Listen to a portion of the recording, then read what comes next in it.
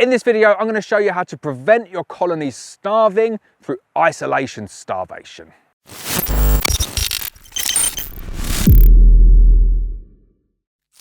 Hi, I'm Lawrence Edwards from Black Mountain Honey. Welcome to another episode of No Nonsense Beekeeping. Colonies starving over the winter is the most frustrating thing in the world. But even worse than that is when they starve and they've still got stores left over. And this can happen in really, really cold snaps. The bees move around the hive in a very, very strange way. Don't really understand fully why they do that, but they can isolate themselves away from the stores. However, there's a really easy trick to make sure that that never, ever happens. And I can safely say over hundreds of colonies over a few years, I've never, ever lost a colony to isolation starvation when I've done this. So first off, you need to understand why bees die through isolation starvation. They'll move around the colony trying to find that food, but if they move away from it and then it gets really, really cold, they won't move. It's just too cold for that colony to move, and then they'll starve. However, the way bees always work is they start at the bottom. You see this? This is why the brood nest is at the bottom and the honey's above. They do it over winter, they start at the bottom and they just move their way upwards, always going upwards. So they're never going to starve at the bottom. Doesn't really happen like that. I've never ever seen that in a colony where they starve and there's honey above them, because it's always easy for them to move upwards because all they're doing is moving through the frames. So the simple method to make sure that your colonies don't die through isolation starvation is to whack on a great big slab of fondant on the top of the frames, touching where that cluster will end up. I do this on all of my colonies, every single one now, because for the sake of 6 kilograms of fondant, cost me maybe £4 or £5. Doesn't impact the bees in any way whatsoever. If you put a queen excluder over it, that will stop any drips going down as well. And if you've got a polyashforth feeder, it's super, super easy. Just flip it upside down. Keeps everything nice and snug and cozy. If you've not got that, a super with a piece of Celotex inside will do exactly the same job for a little bit cheaper as well. But I just think, why wouldn't you do that? The worst case scenario, absolute worst case scenario, is they don't touch any of it. And in the spring, you need to scrape it off the queen excluder and then the bees will clean it up for you. That is the worst case scenario. So this is my first colony, really good looking colony covering all 10 frames. Big, massive colony. Really happy with the size of this colony. I'm going to get some fondant on this one now and close it up. I'm going to go and stick a big slab of fondant on top of this colony. And I'm going to make sure that they don't die through isolation starvation. So this is the box of fondant I'm going to use to stop the colonies starving through isolation starvation. And it's massive. It's a big 12.5 kilo block of baker's fondant. I do not buy into the fact that baker's fondant is not good for bees. I've used this for years. I know bee farmers who have got thousands of colonies that only use baker's fondant, and I know that it's produced in the same factories that make the more expensive beekeeping fondant. However, we'll probably keep that one for a separate video.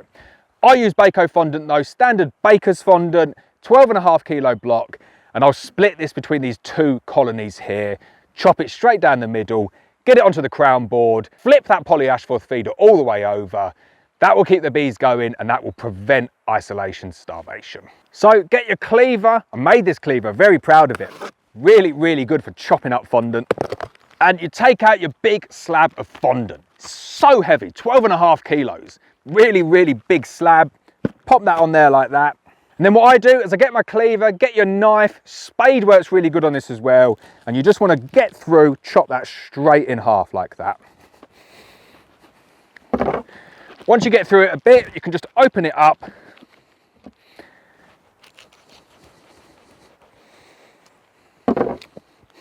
Chop it into two. I'm going to leave that in real time because it really doesn't take that long to do it. And that's not really a good reason to use the beekeeping fondant because it doesn't take too long to chop this stuff up. Right, so I'm going to pop that one off onto one side. And I've got my fondant with blue plastic all the way around it. So I like to take that back like this, open it up, give good access to that fondant. You need to make sure that the bees have access to the white fondant, not just the blue plastic, because it takes them a long time to chew through it. You don't want your bees chewing through plastic anyway. But then on the top side, I leave the blue plastic on.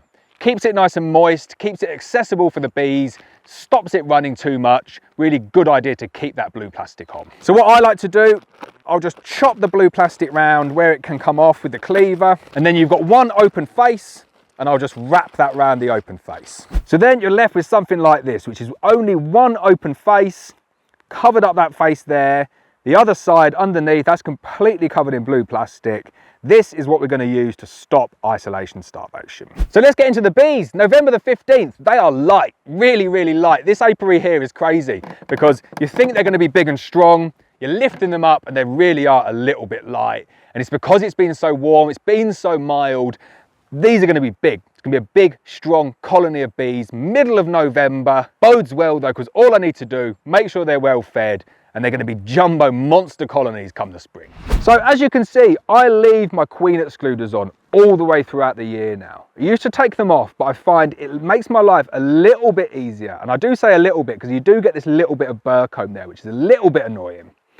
But it gives me the ability just to plonk that fondant straight on top there.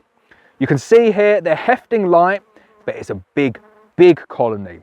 This is a prime candidate for just general starvation, let alone isolation starvation. So these guys need that topping up of fondant anyway. You could continue to feed 2 to 1 and they would still take it down on the warm days. But personally, I really like feeding fondant. I find this time of the year, it's nice and quick and the bees do really, really well on it as well. So I'm going to stick to the method that works for me. I'm going to get some fondant on here now to stop these guys, A, starving at all, but B, mitigating any isolation starvation. So all I'm going to do is I'm just going to take this block of fondant, gently put that down onto the bees. You might think that you're going to squish some bees. They do tend to get out from there. Whenever I take it off in the spring, there's no more bees there. And it's as simple as that. The bees are now prepared against that isolation starvation. They will work that fondant now. If there's any empty gaps, they'll work that down, bring the water in, they'll put it into the frames. But as soon as it gets colder, they'll stop doing that and they will just use it as a food source, see it as a food source as well. So there we go, that's it, simple as that. I've mitigated isolation starvation as best as I possibly can and it's cost me £5. So if your bees are hefting light, you don't want to feed them 2 to 1 syrup late on into the year, you can definitely get the fondant on and 99 times out of 100, that will mitigate isolation starvation. The final thing that we need to do is put the Ashforth feeder back on, and this is why this is my biggest beehive upgrade. Doesn't matter what manufacturer you get, Swienti ones are a nightmare because you've got to put the strips on yourself. The Abello ones are loads better, but even a Miller feeder from any of the other manufacturers, you can do this in 2 sections. But look how simple it is to put this back on. All I've done, flipped it upside down, and I've got space to put a huge slab of fondant. So there you go, simple as that. It's no nonsense beekeeping for a reason. Don't faff around when it comes to fondant. 6 kilograms, half a block, do it with a spade, with a cleaver that I've got there. Stick it on, blue plastic over the top, keep it nice and moist. Make sure the bees have good access all the way round, nice big slab of it. You will not have colonies die through isolation starvation if you do that on a single brood setup.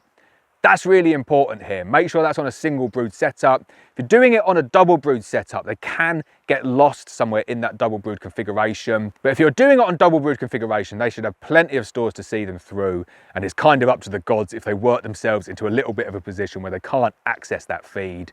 Not a huge amount you can do about that, apart from starting to stuff it down the frames, which gets a little bit messy for my liking. Not something I'd recommend. So I hope you enjoyed that video. I hope you found it useful. Thanks for watching. As always, please hit the subscribe button. Please hit the bell so you're notified of every video, and I'll see you next time.